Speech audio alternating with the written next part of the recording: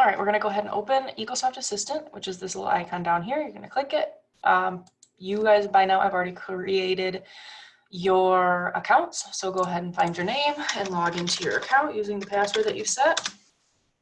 This is not a true working version, we know that, so hit OK. Now we are logged in to EagleSoft. So we're going to go talk about a little bit about SmartDoc and what we're going to be using it for in the clinic.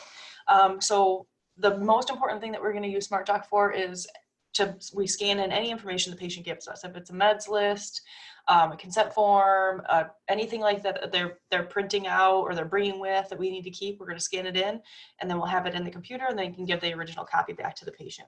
Another reason, when the patient comes in, we have them sign a consent and release form, and they also sign their HIPAA authorization form. Rather than printing this out and having them sign it and doing a bunch of other stuff, we just do this on the computer. So that's where we need to go into SmartDoc. So when you first log in, you're going to get into this area right here. You guys will select your patient, whatever patient that we're seeing that day, make sure it's the correct one. I'm just going to click Angie Abbott for now, but you're going to be using the specific patient. Then you will go ahead, so you see your patient here, double check that, go down to activities and SmartDoc. And again, you can get in a SmartDoc however you feel like it. You can go from the schedule however you want, but basically you just want to make sure that we have this, this in here. So first, normally these aren't going to be in here, but I've already added them. So we're going to go to letters, and you're going to go into consent and release, double click it, and it's going to pop up a letter that you have to fill out. So before the first thing you're going to do is schedule the patient, make sure you have all the information, the patient's name, phone number, address, the reason why they called. You're going to make the notes in the chart, just to make sure that everybody knows exactly what's going on with that patient in case you're not there. And then you will add these three documents into that patient's account. They're not automatically there. You have to add them specifically. So you're going to go in and hit letters, and then these letters will pop up. You're going to fill in the patient's name. So you double click on the line, and this is Angie Abbott. And if you can't remember how to spell it, look up here, and this is what patient. So Angie Abbott. Consent to engage in receiving dental diagnosis, and that's kind of, we just go through. So then every clinic, we have a different dentist that is here. So you need to make sure you know exactly what dentist they're going to be seeing. So I give permission to email or request digital radiographs to whatever dentist is here. If they have their current dentist, you're going to ask them, do you want to send it to your current dentist? If they do not have a current dentist, then we send it to the dentist that's in the clinic. So you need to make sure you ask that patient on the phone before you hang up if they have a current dentist or not. And if they do, you put that in the notes, and then you put it in their SmartDoc. If they do not have a dentist, you put the attending dentist, which is whoever is here on the day that they're scheduled in our clinic. So we're just going to go ahead and put Dr. Mark Benavides. We'll just pretend like he's going to be the dentist. This is the patient's current dentist or whatever. So we need to know that. This part doesn't really matter, the current attending. So the patients have been accepted to dental care at IVCC's Dental Assisting Clinic. So you can read through this, and it's basically saying what we can do in our clinic.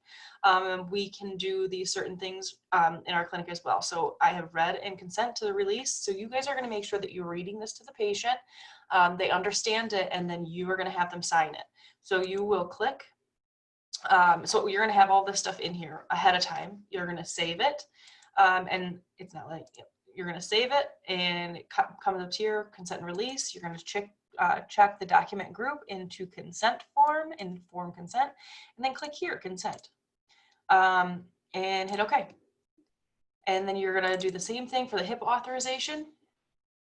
It will open, and you need to fill in the information. So today's date is 9/29/2020. Patient's name, Angie Abbott. Dentist name, we already said, Dr. Mark Benavides. Now, the dentist name is going to be on the schedule, so don't ask me who's going to be here that day. It'll be on the top of the schedule on which dentist is going to be here. If for some reason there's not a dentist yet scheduled for that day, then you can leave it blank, but it's most likely there's going to be a dentist. So then we're going to put in his address.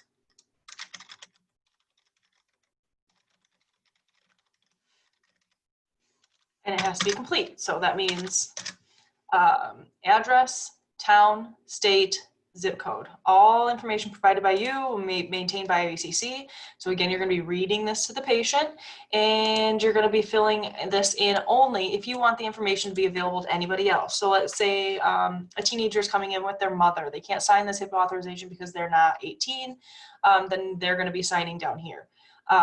But if they are 18, but they still want maybe their husband or their wife or something to be able to call and get information, then you're going to put that person in there. So let's say Angie Abbott's husband wants to be put in there. So we'll just say his name is Mark Abbott, relationship, you can put spouse, and the address of that person, which we would know if they're married, but you're just going to ask that, and then the signature. And then again here, that's what you would fill out beforehand. And then this, you will fill out beforehand. You can fill out the date because you know what day you schedule them for an appointment. It wouldn't be today's date. It's going to be, well, we'll say 10, it's next week.